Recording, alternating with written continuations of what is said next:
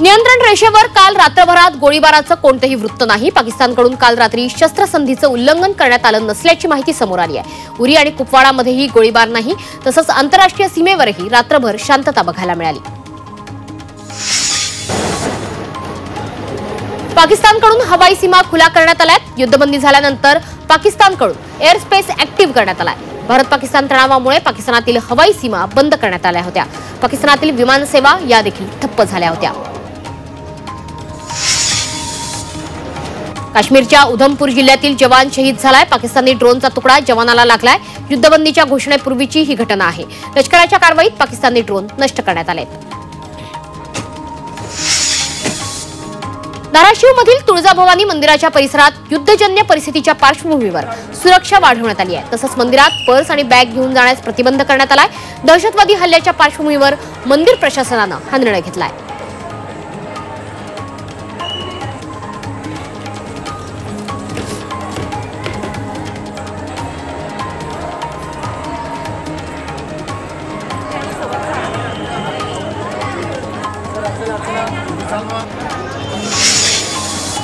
भंडारा जिल्हा प्रशासनानं सर्व पातळ्यांवर दक्षता घेण्याचे आदेश दिलेत। सीमेवरील तणावामुळे यंत्रणेला दक्षता घेण्याचे आदेश देण्यात आलेत। तसंच वरिष्ठ अधिकारी आणि महत्त्वाच्या क्षेत्रातील कर्मचाऱ्यांच्या रजा सुद्धा कमी करण्यात आल्यात। नागपूर पोलिसांनी काल मॉक ड्रिल केलं। आपत्कालीन परिस्थितीत सुरक्षेसंदर्भात उपाययोजना कशा करायच्या याबाबतचं हे प्रात्यक्षिक घेतलं गेलं। RSS मुख्यालय असलेल्या रेशीमबाग परिसरात हे मॉक ड्रिल झालं। इथल्या सायबर पोलिसांची समाज माध्यमांवर करडी नजर आहे। सांगलीतील चांदोली धरणावर पोलिसांच्या वतीनं मॉक ड्रिल करण्यात आलं। भारत पाकिस्तान युद्धाच्या पार्श्वभूमीवर हे मॉक ड्रिल घेण्यात आलंय। दहशतवाद्यांनी धरणावर हल्ला केल्यास हल्ला कसा परतवून लावायचा याबाबत हे मॉक ड्रिल घेण्यात आलं। संभाजीनगरमध्ये होणारा मॉक ड्रिल आणि ब्लॅकआउट आता रद्द करण्यात आलाय। युद्धविराम झाल्यामुळे मॉक ड्रिल आणि ब्लॅकआउट रद्द करण्यात आले। शहराच्या गर्दीच्या ठिकाणी आणि ग्रामीण भागामध्ये हे मॉक ड्रिल होणार होतं। शिवसेनेचे दक्षिण रायगड जिल्हा प्रमुख राजा केणी यांनी मंत्री उदय सामंतांच्या उद्योग विभागावर प्रश्नचिन्ह उपस्थित केलंय। अलिबागमध्ये सिनारमनचा मोठा कागद कारखाना होऊ घातलाय। या प्रकल्पासाठी अद्याप 1 इंचही जमीन संपादित झाली नाही, तरी सुद्धा 400 कोटी रुपयांच्या जलवाहिनीच्या निविदा कशाला असा सवाल राजा केणींनी उपस्थित केलाय। सरपंच संतोष देशमुखांच्या हत्येला 152 दिवस पूर्ण झालेत, मात्र तरी देखील आरोपी कृष्णा आंधळे पोलिसांना सापडत नाहीये। कृष्णा आंधळेचा शोध पोलीस CIDची पथकं घेत आहेत। बीड पोलिसांनी त्याला फरार घोषित केलाय। CA परीक्षेच्या सुधारित तारखा जाहीर झालेल्या आहेत। या परीक्षा आता 16 मे ते 24 मेच्या दरम्यान घेण्यात येणार आहेत। Institute of chartered accounts of इंडियानं ही घोषणा केली आहे। भारत पाक तणावाच्या पार्श्वभूमीवर हा निर्णय घेण्यात आलाय। अवकाळी पावसामुळे मुंबईची हवा मात्र सुधारली आहे। मुंबईच्या हवा गुणवत्तेची श्रेणी आता समाधानकारक अशी नोंदवली गेली आहे। वरळी, शिवडी आणि मुलुंडची हवा सर्वोत्तम नोंदवली गेली आहे। संभाजीनगरमध्ये वर्षभरात सायबर चोरट्यांनी 50 कोटींची रक्कम पळवत पोलिसांनाच आव्हान दिलंय। मात्र सायबर पोलिसांनी केवळ 1 कोटी 23 लाखांची रक्कम म्हणजे अवघे 2.46% पैसेच परत मिळवण्यात यश मिळवलेलं आहे। त्यामुळे सायबर पोलिसांच्या कार्यक्षमतेवर प्रश्नचिन्ह निर्माण झालंय। उल्हासनगरमधील शांतीनगर परिसरात पतीनं पत्नीची हत्या केली आहे। घरगुती वादातून पतीनं पत्नीचा गळा चिरून तिची हत्या केली आहे। या घटनेनंतर आरोपी फरार झाल्यानं पोलीस त्याचा शोध घेत आहेत। गोंदियात पोलिसांनी दुचाकी चोरी प्रकरणी कारवाई केली आहे। या कारवाईत चोरीला गेलेल्या दुचाकी जप्त करण्यात आल्या। त्यामुळे या दुचाकी त्यांच्या मूळ मालकांना पोलिसांनी परत केल्यात। या प्रकरणी पोलिसांनी एका आरोपीला अटक केली आहे। पुण्यातला कवडीपाट टोलनाका अखेर जमीनदोस्त करण्यात आलाय। पुणे सोलापूर महामार्गावरचा हा टोलनाका गेल्या 6 वर्षांपासून बंद होता। अखेर सार्वजनिक प्रादेशिक बांधकाम विभागानं तो जमीनदोस्त केलाय। अपघाताचं प्रमाण वाढवल्यानं तो आता हटवला गेलाय। डिजिटल अरेस्ट प्रकरणी सीबीआयनं 42 ठिकाणी छापे टाकले। डिजिटल अटकेची भीती दाखवत नागरिकांची लूट करणाऱ्या टोळीचा शोध घेण्याची मोहीम सीबीआयनं हाती घेतली आहे। या कारवाईमध्ये 8 राज्यातील 42 ठिकाणी छापे टाकत 5 जणांना अटक करण्यात आली आहे। धाराशिवच्या उमरगामध्ये जुगार अड्ड्यावर पोलिसांनी छापा टाकलाय। कारवाईत पोलिसांनी 11 जणांना अटक केली आहे, तर त्यांच्याकडून 2,83,000 रुपयांचा मुद्देमाल जप्त केलाय। सगळ्यात जास्त सापडले. कोल्हापुरात 3 किलो 220 ग्रॅम वजनाचा गांजा जप्त करण्यात आला. या प्रकरणी एका आरोपीला अटक केली आहे. इचलकरंजी ते चंदूर रोडवर सापळा रचून पोलिसांनी ही कारवाई केली आहे. डोंबिवली पूर्वेकडील स्टेशन बाहेरील परिसरात फेरीवाल्यांनी मोठ्या प्रमाणावर अतिक्रमण केलंय. त्यामुळे केडीएमसीने या फेरीवाल्यांविरोधात मोहीम हाती घेतली आहे. केडीएमसीच्या सहाय्यक आयुक्तांकडून फेरीवाल्यांविरोधात कारवाई करण्यात येते आहे. मुंबईत वाहतूक नियमांचं उल्लंघन केल्याप्रकरणी 8,50,00,000चा दंड वसूल करण्यात आलाय. दंड आकारणीसाठी वाहतूक पोलिसांनी लोक अदालतीचं आयोजन केलं होतं. यावेळी नागरिकांनी चांगला प्रतिसाद देत दंडाची रक्कमही भरली आहे. मुंबई विमानतळावर 2 कोटींचा गांजा जप्त करण्यात आलाय. थायलंड मलेशियामधून या गांजाची तस्करी करण्यात आली होती. अंमली पदार्थ विरोधी पथकानं ही कारवाई केली आहे. मुंबईतील बोईसर पोलिसांनी रासायनिक केमिकलची वाहतूक केल्याप्रकरणी कारवाई केली आहे. या कारवाईमध्ये नाल्यांमध्ये रासायनिक केमिकल सोडणारा टँकर जप्त केलाय. रात्रीच्या वेळी नाल्यांमध्ये बेकायदेशीररित्या या टँकरद्वारे रासायनिक केमिकल सोडलं जात होतं. धाराशिवमधील तुळजाभवानी देवीच्या चरणी 5 तोळे सोनं अर्पण करण्यात आलेलं आहे. कर्नाटकमधील एका भाविकानं देवीच्या चरणी 5 तोळे सोनं अर्पण केलेलं आहे.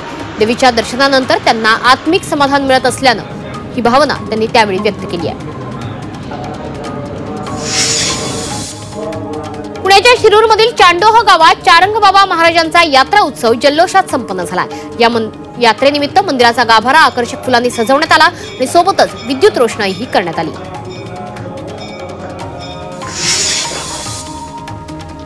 यंदा मान्सून लवकर दाखल होण्याचा अंदाज वर्तवला जातोय. केरळमध्ये 27 मे रोजीच मान्सून दाखल होण्याची शक्यता आहे. मान्सूनसाठी सध्या पोषक वातावरण असून यंदा देशात चांगल्या पावसाचा अंदाज आहे.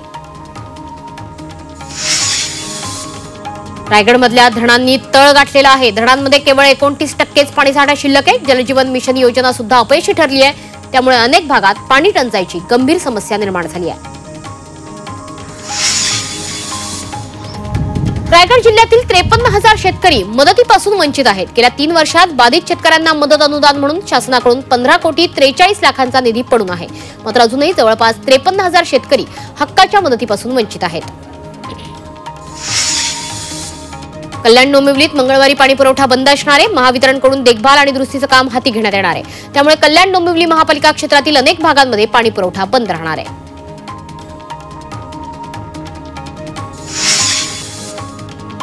सोलापूर कृषी उत्पन्न बाजार समितीच्या सभापती आणि उपसभापतींची आज निवड होणार आहे. या बाजार समितीनं निवडणुकीत नव्यानं निवडून आलेल्या सदस्यांनी मुख्यमंत्री देवेंद्र फडणवीसांची भेट घेतली. तर भाजपचे आमदार सचिन कल्याण शेट्टी यांच्याकडे सभापतीच्या निवडीची सर्व जबाबदारी आहे. मावळच्या आंबी इथं लवकरच भव्य हॉस्पिटल सुरू होणार आहे. त्यामुळे मावळवासियांची आरोग्य सेवा अधिक सक्षम होणार आहे. आंबी इथं पुष्पलता DY पाटील हॉस्पिटल लवकरच सुरू होणार आहे. या हॉस्पिटलचं लोकार्पण मुख्यमंत्री देवेंद्र फडणवीस यांच्या हस्ते होईल.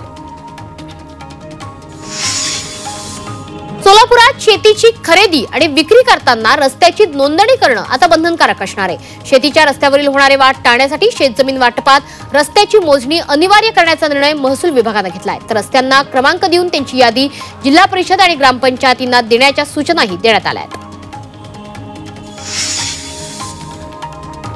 नाशिकच्या ओझर विमानतळावरून नॉन शेड्यूल उड्डाणांना रेड सिग्नल देण्यात आलाय. भारत-पाक तणावामुळे हवाई वाहतुकीवर काही प्रमाणात निर्बंध लावण्यात आले. विमानतळावर सर्व नॉन शेड्यूल केलेल्या उड्डाणांना मनाई करण्यात आली आहे. सोलापूर महापालिका प्रशासन लवकरच शहरातील हॉकर झोन निश्चित करणार आहे. यामध्ये पथविक्रेत्यांना सोलापूर महापालिकेच्या वतीनं ओळखपत्र दिलं जाणार असून काही जागा देखील निश्चित केल्या जाणार आहेत. साताऱ्यातील महाबळेश्वरमध्ये एका जुन्या विहिरीत इतिहासकालीन वस्तू आढळल्यात. या विहिरीत जुन्या काळातील तलवारी, खंजीर, दांडपट्टा आणि गव्याचं शिंग आढळलंय. यावेळी स्थानिकांनी तातडीनं याबाबतची माहिती प्रांताधिकाऱ्यांना दिली आहे. सांगलीच्या खंडेराजुरीमध्ये लग्नासाठी सुट्टीवर आलेला जवान सीमेकडे रवाना झालाय. लग्न होऊन 15 दिवस झालेले असताना भारत-पाकिस्तान युद्धाच्या पार्श्वभूमीवर सीमेवर हजर राहण्याचे आदेश जवानांना देण्यात आले. त्यामुळे देशाच्या रक्षणासाठी जवान सीमेवर परतलाय. हिंगोली जिल्ह्यातील प्रत्येक घराला आता स्टार रेटिंग मिळणार आहे. पर्यावरण संतुलन राखण्यासाठी नागरिकांचा सहभाग वाढावा म्हणून जिल्हाधिकाऱ्यांनी हा अभिनव प्रयोग सुरू केलाय. भारत पाक तणावाच्या पार्श्वभूमीवर मुंबईतील धरणाच्या सुरक्षेत वाढ करण्यात आली आहे। मुंबई ठाण्याला पाणीपुरवठा करणाऱ्या धरणांसह पाणीपुरवठ्याच्या जलवाहिनीवर सुद्धा सुरक्षा यंत्रणा तैनात करण्यात आली आहे। धरणांसह नद्या आणि पाणीपुरवठा करणाऱ्या जलवाहिनीवर पोलीस बंदोबस्त आहे। मच्छीमारांनी दक्षता घ्यावी अशा सूचना मत्स्य आयुक्तांनी दिलेल्या आहेत। भारत पाकिस्तानमध्ये सुरू असलेल्या तणावाच्या पार्श्वभूमीवर मासेमारीसाठी बोटी घेऊन जाताना मच्छीमारांनी दक्षता घ्यावी असं त्यांनी म्हटलंय।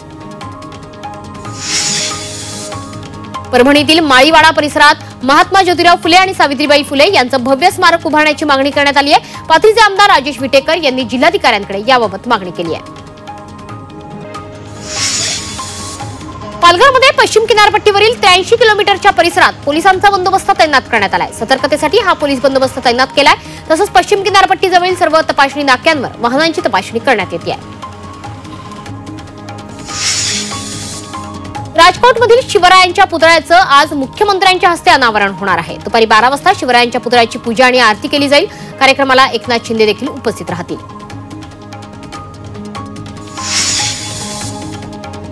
एसटीच्या ताफ्यात हायब्रिड बसेस येणार आहेत। पुढील 5 वर्षात 25,000 बसेस घेतल्या जाणार असल्याची घोषणा परिवहन मंत्री प्रताप सरनाईक यांच्याकडून करण्यात आली आहे। बेस्टच्या भाडेवाढीनंतर बेस्ट बसच्या प्रवासी संख्येत मात्र घट झाली आहे। पहिल्याच दिवशी प्रवासी संख्या 2 लाखांनी कमी झाली आहे। दुप्पट दरवाढीमुळे मुंबईकरांमध्ये नाराजी आहे। भाडेवाढीमुळे बेस्टच्या उत्पन्नात मात्र 1 कोटींची वाढ झाली आहे। मध्य आणि हार्बर रेल्वे मार्गावर आज मेगा ब्लॉक घेतला जाणार आहे। देखभाल, दुरुस्ती आणि अभियांत्रिकी कामासाठी ब्लॉक घेतला जाणार आहे। मुंबईतील आरे ते वरळी मेट्रोचा नॉनस्टॉप प्रवास आता सुरू झालेला आहे। मेट्रो 3चा दुसरा टप्पा शनिवारी सकाळपासून सर्वसामान्य मुंबईकरांसाठी खुला झाला आहे। तर आरे ते आचार्य यात्रे चौक वरळी हा गारेगार प्रवास भूमिगत मेट्रोने अवघ्या 60 रुपयांमध्ये करता येणार आहे। सिडकोकडून नवी मुंबई विमानतळाचा विकास केला जाणार आहे। विमानतळाला चांगली कनेक्टिव्हिटी मिळावी याकरता परिसरातील इतर मार्गांना विमानतळासोबत जोडलं जाणार आहे। त्या दृष्टीने काम सुरू असल्याची माहिती सिडकोच्या संचालकांनी दिली आहे। नाशिकच्या येवल्यातल्या राजापुरात 70 वर्षीय यशोदाबाई जाधव यांचा विजेचा धक्का बसल्यानं मृत्यू झालाय। त्यांच्या घराशेजारीच विजेच्या खांबाला स्पर्श झाल्यानं त्यांना मोठा धक्का बसला आणि त्या मृत पावल्या। उपजिल्हा रुग्णालयात शवविच्छेदन करून त्यांच्यावर अंत्यसंस्कार केले गेलेत। भंडारा तुमसर मार्गावर भरधाव 4 चाकी वाहनानं दुचाकीला धडक दिली आहे। यात चालक गंभीर जखमी झालाय। नागरिकांनी घटनास्थळी धाव घेत जखमींना उपचारासाठी तुमसरच्या रुग्णालयात दाखल केलंय।